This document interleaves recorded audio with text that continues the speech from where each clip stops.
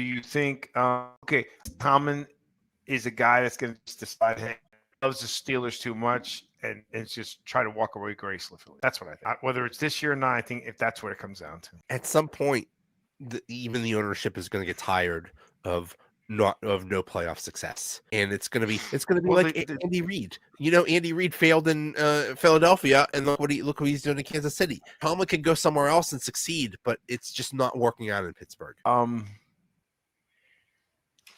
That's true, but you know that Chuck Noll's record was dismal after those Super Bowls, and they kept him from. I mean, Tomlin's never had a bad season. Chuck Noll had a terrible season. Chuck Noll was bad for almost the entire decade of the '80s. He was basically, after all those Super '70s players retired or left or whatever, it was just bad for almost all the '80s. And you're right, they kept him on.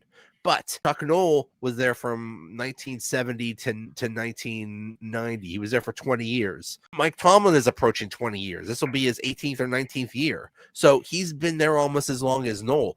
Bill Cowher before him was there for, I think, 15 years or something like that. Eventually, the message gets old. He lost the players. In this last game against the Ravens, they got destroyed. They didn't even put up a fight.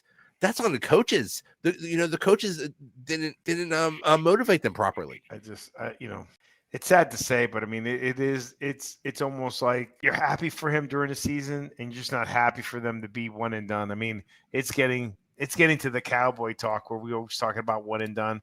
I mean, Pittsburgh is there. It's just, we like making fun of Dallas, but it's sad to see, and it's just the way they got beat up this last game. They got beat across the field. So I don't want to go back over that, but again, I just want to get your thoughts.